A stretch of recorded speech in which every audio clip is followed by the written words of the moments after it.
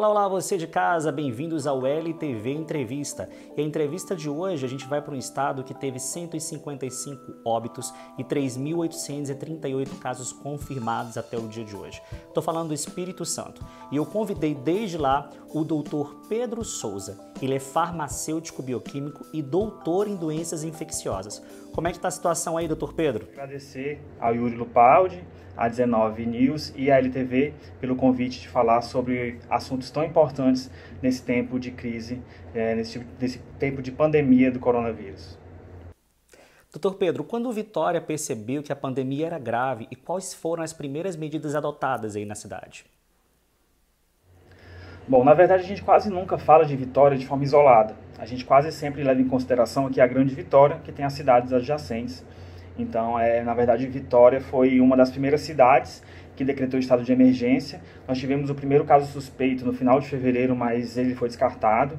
Então, a gente só teve realmente o primeiro caso confirmado em março. E logo em seguida foi decretado o estado de emergência e seguindo os protocolos que são recomendados pela Organização Mundial de Saúde e pelo Ministério da Saúde, quando necessário, assim que foi diagnosticado o primeiro caso de transmissão comunitária, foi decretado então o isolamento social, o distanciamento social, para que a gente conseguisse reduzir o número de casos aqui no estado.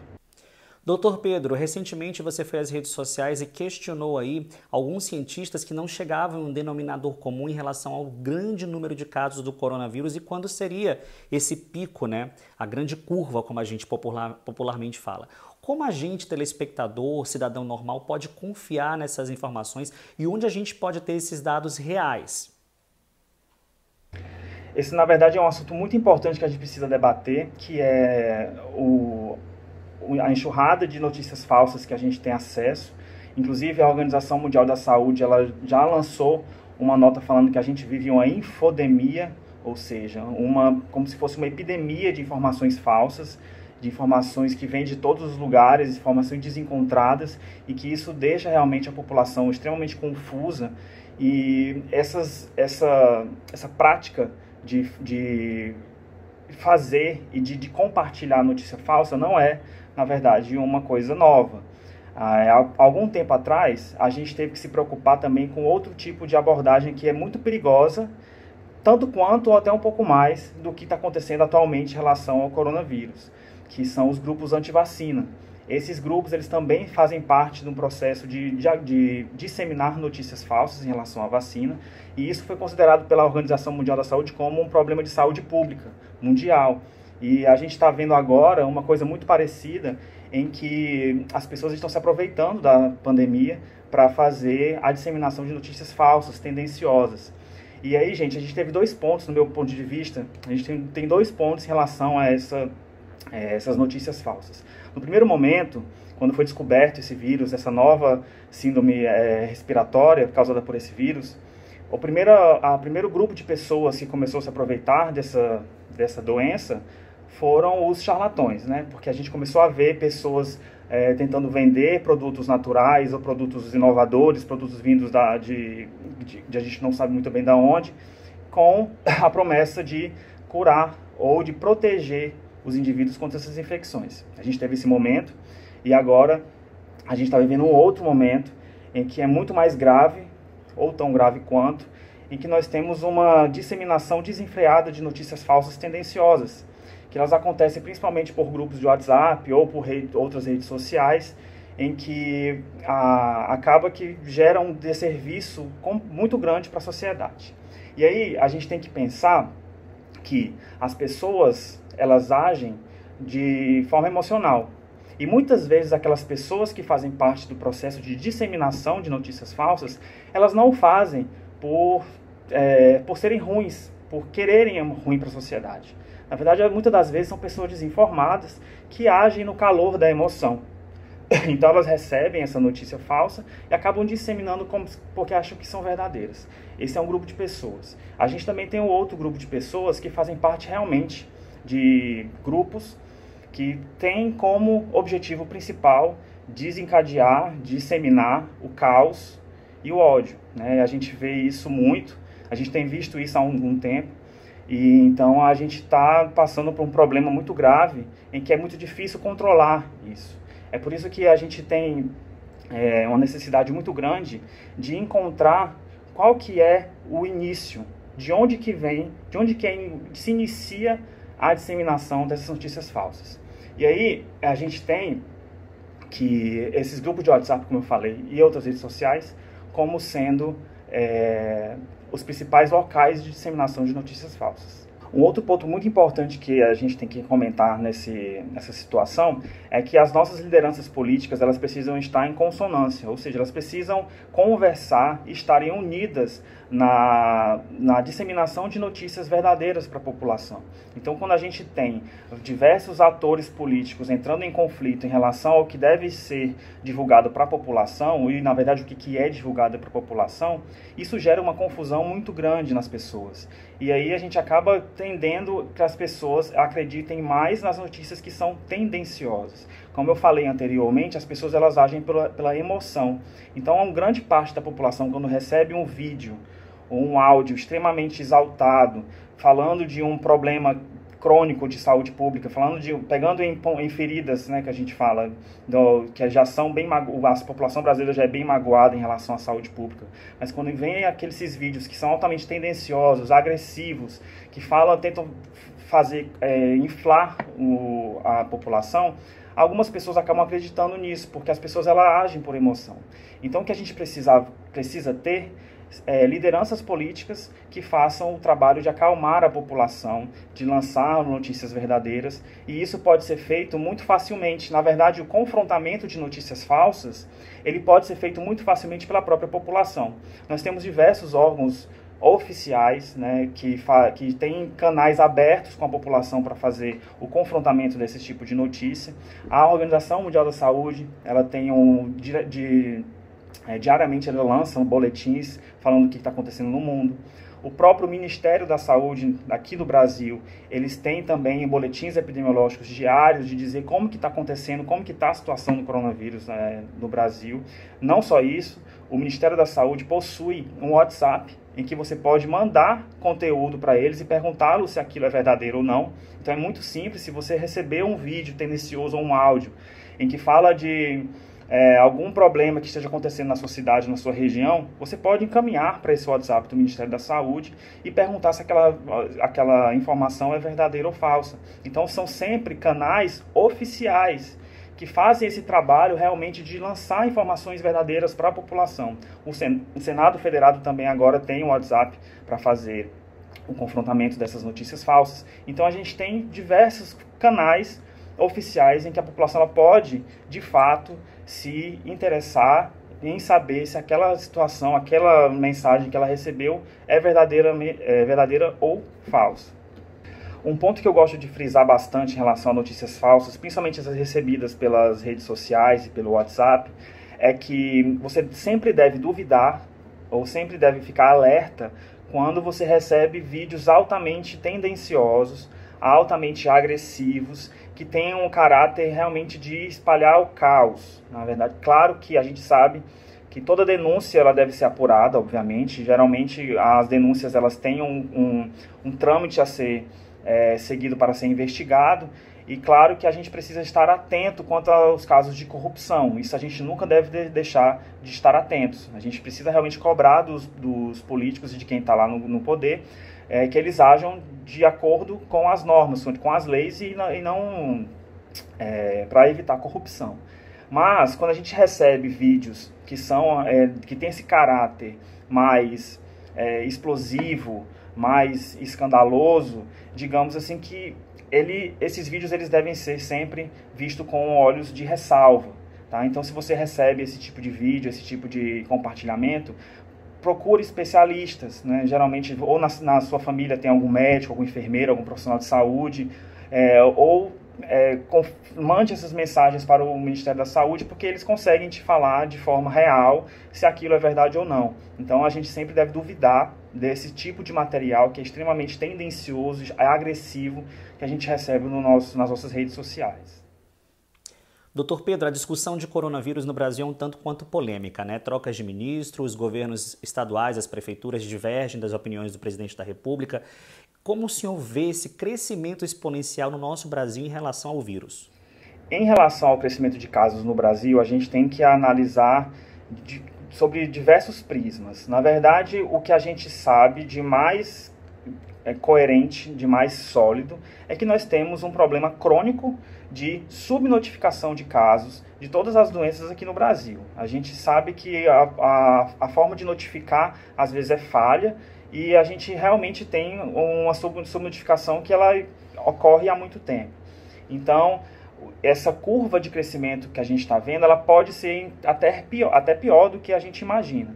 Algumas pessoas falam, algumas dessas notícias tendenciosas que a gente tem recebido na WhatsApp, elas dizem que nós estamos super notificando, né? Que os profissionais de saúde estão sendo obrigados a diagnosticar coronavírus, né, em todos os pacientes que chegam nos hospitais, e a gente sabe que isso não acontece. A gente sabe que isso não tem como acontecer. Nós temos confirmação de casos, a gente tem confirmação laboratorial de quase todos eles. Então, não existe a supernotificação de casos, além de não existir o enterro de caixões com pedra, por exemplo. Eu estou citando esses dois exemplos de notícias falsas porque são as duas notícias falsas que estão correntes, que de maior acreditação pela população. Você tem que ter ideia, até passou numa reportagem recentemente, que 70% da população acredita nas notícias falsas que recebem por redes sociais. Então isso é um dado muito grave. Se a gente não tiver um enfrentamento direto em relação a essas notícias falsas, isso pode gerar complicações para o nosso serviço de saúde muito maiores. A gente já está vendo um afrouxamento do isolamento social nas pessoas, a gente já consegue ver nas ruas muito mais gente. Já está sendo feito monitoramento em cada estado, a gente consegue ver que o isolamento está cada vez menor em algumas cidades, até naquelas cidades, naqueles estados que tem um grande número de casos. Então, o que eu vejo nessa curva de casos no Brasil é que a gente tem uma situação pior do que está sendo mostrada, não melhor. A gente precisa continuar seguindo todas as recomendações das organizações de saúde, porque é a única maneira que nós ainda temos de tentar evitar que aconteça um colapso de saúde no Brasil. O nosso sistema único de saúde, ele é ótimo, a gente não paga por ele, né, assim, diretamente, digamos, como é diferente em outros países, a gente paga através dos impostos, obviamente, mas ele tem várias falhas e a gente tem um limite de pessoas que a gente consegue atender diariamente. Eu estava vendo uma reportagem do secretário de Saúde do Ceará e ele falou que a quantidade de casos que estão precisando, o aumento de quantidade de casos de pessoas que estão precisando de internação é o dobro do que a quantidade que eles conseguem aumentar de leitos disponíveis. Então vai chegar em um momento que não vai ter mais leitos disponíveis para se tratar esses doentes. E a gente tem que pensar também que a gente está passando por uma pandemia de uma doença específica, mas as outras complicações vindas de diversos locais em relação a outras doenças, a outras condições que precisam de internação em UTI, não vão parar. Então as pessoas que sofrem acidentes não vão parar de sofrer acidentes, as pessoas que têm problemas cardíacos que precisam de internação também não vão parar de ter. Então a gente acaba acumulando diversas condições que precisam de atendimento em unidade de terapia intensiva, sem ter essas unidades de terapia intensiva extras para conseguir suportar esse número de casos crescente. Então a gente tem que pensar que nós estamos trabalhando no isolamento social para evitar com que tenham que ser escolhidas pessoas que vão ser salvas, né? Essa situação crítica é uma situação que foi visto na Itália, por exemplo, que é o que a gente não quer ver aqui. E é por isso que a gente sempre fala do isolamento social, para não inflar ainda mais o Sistema Único de Saúde, para não inflar ainda mais as unidades de terapia intensiva, para que a gente consiga realmente passar por essa situação com o menor número de mortes possível. Então o que a gente tem que fazer é tentar realmente, mais uma vez, todo mundo tem falado isso, né, mas é sempre bom frisar, achatar a curva. A gente já está num patamar muito grave, a curva não para de subir, né? A gente tem problemas em diversos estados, nós temos em cidades que estão já passando por colapso. Então a gente precisa realmente continuar estimulando a população a fazer o isolamento social, porque é a única maneira ainda que nós temos de evitar com que haja o colapso no serviço de saúde aí no Brasil. Doutor Pedro, muito se fala aí que a mídia está sensacionalizando, né, a questão do coronavírus. Muita gente fala que são feitos leitos exclusivos, hospitais de campanha e muitos não tem ninguém, como saem alguns vídeos aí na internet. A Yane, lá de Cristalina, no Goiás, pergunta e faz o seguinte questionamento. Alguns vídeos saíram, né, e as pessoas entram em pânico, a mídia mostra, mas quando a gente vai ver não tem ninguém nos hospitais. Você, como profissional da área de saúde, como vê isso? Tem alguma politicagem envolvida na pandemia? Eu acredito que sim, que existe politicagem em relação à pandemia, tanto de políticos tentando se promover nessa hora tão difícil para a população, mas também de políticos tentando dizer que isso não existe, né, o que é completamente inaceitável, tendo em vista que o mundo inteiro tem falado a mesma coisa, que é um problema de saúde pública mundial e que a gente precisa tomar medidas para evitar que pessoas morram, mas o que a gente tem que ter em mente é que nós precisamos estar alertas. A gente precisa sempre estar alerta e sempre estar vigilante em relação a esses políticos. A gente já viu, inclusive, casos essa semana que diretores de hospitais foram destituídos no Rio de Janeiro por estarem agindo não de acordo com o deveria. Então a população precisa estar sempre alerta sim, mas a população não pode ficar dando ouvidos a sensacionalismo. O que mais tem em todo local é sensacionalismo. E quando eu falo sensacionalismo, são de todos os lados. Então é por isso que eu sempre falo que em situações de pandemia, principalmente relacionadas a doenças infecciosas como o coronavírus, a gente precisa sempre ouvir os especialistas em saúde pública, em infectologia, que são pessoas que estudaram a vida inteira esse assunto e que realmente têm propriedade para falar sobre isso. Então, é sempre bom, nessas horas, a gente se ater a informações verdadeiras. Ou seja, a gente vir e abraçar a ciência. Somente a ciência, nesse momento, é que tem as respostas para a gente passar por essa pandemia da melhor maneira possível. Não é político X ou Y que sabe o que fazer. Quem sabe são os cientistas, são os pesquisadores, são os médicos, farmacêuticos, enfermeiros, as pessoas que estudam isso para passam a vida toda estudando para lançar estratégias, vacinas, medicamentos, para que a população consiga se beneficiar das suas pesquisas, dos seus estudos. Então, se você tem dúvida em que político acreditar, em que frente ideológica acreditar, esqueça isso por um momento e se atenha à ciência, né? Procure um cientista mais próximo, um médico mais próximo, um profissional de saúde mais próximo, alguém que trabalha com pesquisa, que é uma área fundamental para a gente hoje, sempre, né? Mas hoje em dia principalmente. Procure essas pessoas e tente saber delas resultados e dados oficiais para você se informar em relação à pandemia. Recebi alguns vídeos desses sobre locais em que tinha leitos vazios disponíveis para tratamento dos pacientes com coronavírus e a gente sabe que isso não é verdade, né? Em alguns estados, em algumas cidades foram feitos hospitais de campanha e o que aconteceu em alguns desses casos que foram compartilhados nesses vídeos é que foram lá fazer filmagem antes do hospital de campanha estar liberado para atendimento dos pacientes.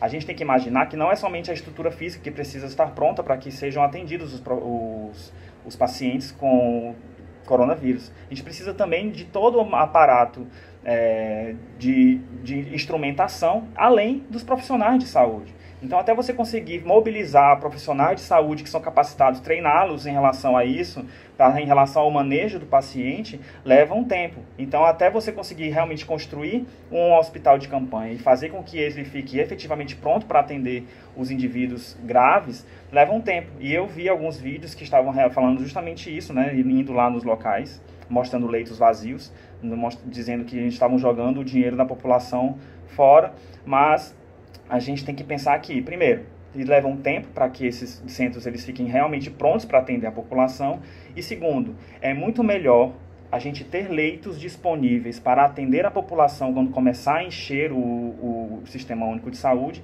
assim a gente não tem que escolher quem vai viver, quem vai morrer, do que a gente esperar acontecer o caos, a pior situação, para depois começar a agir.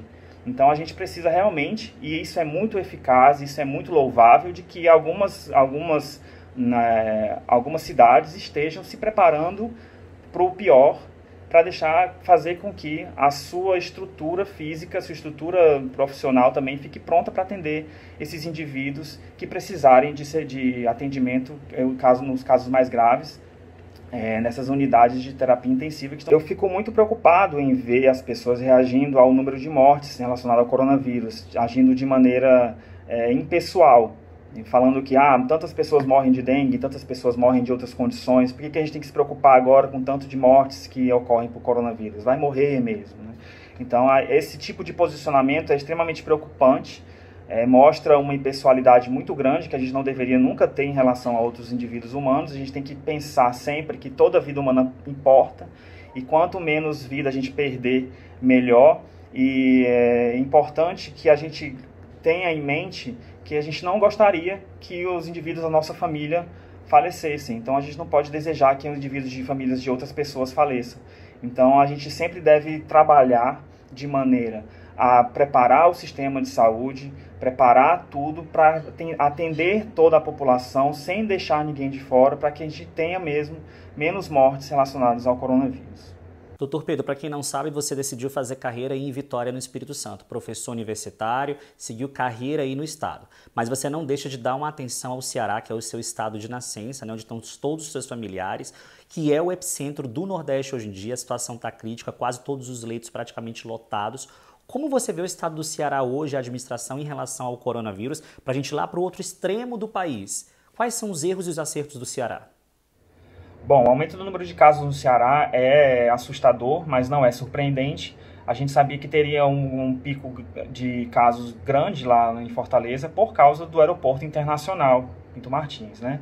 Mas o que eu vi em relação às políticas públicas relacionadas ao enfrentamento do coronavírus no Ceará? Fortaleza e o Ceará, eles fizeram um decreto para o isolamento social bem precoce.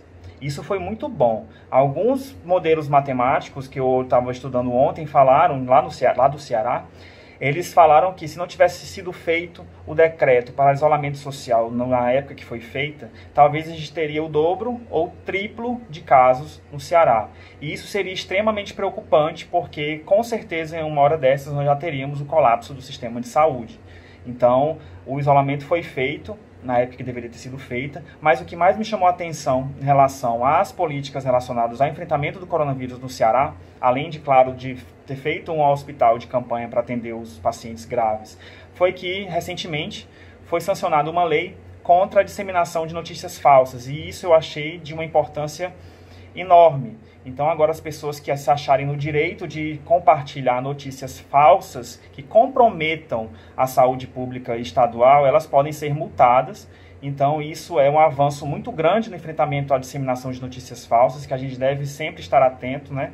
Então, eu acho que isso vai ajudar muito se a gente conseguir reduzir a quantidade de notícias falsas que estão sendo disseminadas e, ao mesmo tempo, começar a disseminar e conscientizar a população com coisas verdadeiras, com o que realmente precisa ser feito para tentar reduzir os impactos dessa pandemia no estado do Ceará, que é nosso também, porque eu sou de lá, então acabo considerando o meu também.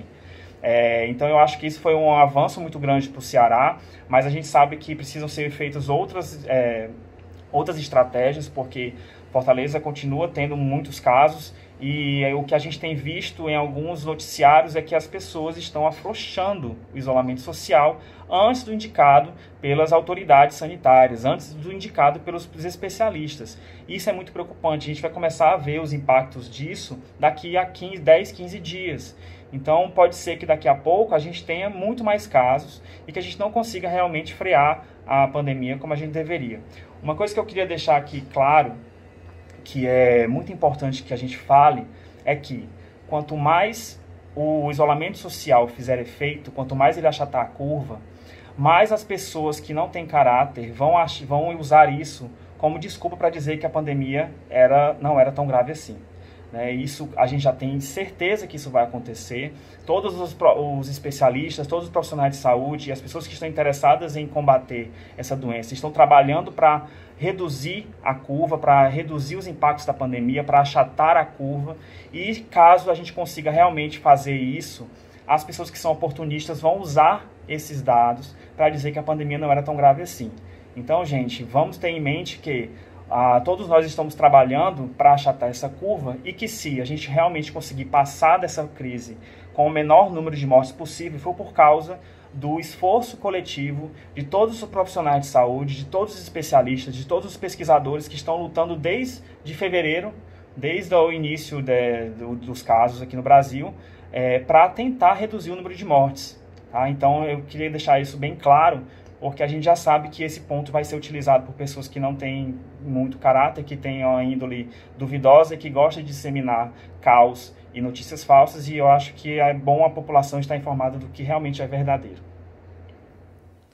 Eu conversei hoje com o farmacêutico bioquímico Dr. Pedro Souza, que é especialista, doutor em doenças infecciosas, que esclareceu um pouco a situação aí por meio de um cientista sobre a situação do coronavírus aqui no Brasil. Muito obrigado pela participação, Dr. Pedro. Espero que você tenha esclarecido muitas dúvidas aí de nós brasileiros do meio digital. Agradecer ao Yuri Lupaldi, a 19 News e a LTV pelo convite de falar sobre assuntos tão importantes nesse tempo de crise, nesse tempo de pandemia do coronavírus. Eu quero agradecer a tua audiência e explicar para vocês que temporariamente a nossa programação vai passar por transição, pois estamos indo para o estúdio com muita novidade, muita coisa bacana, como a gente sempre soube fazer. Um excelente dia para vocês e um ótimo final de semana. Até mais.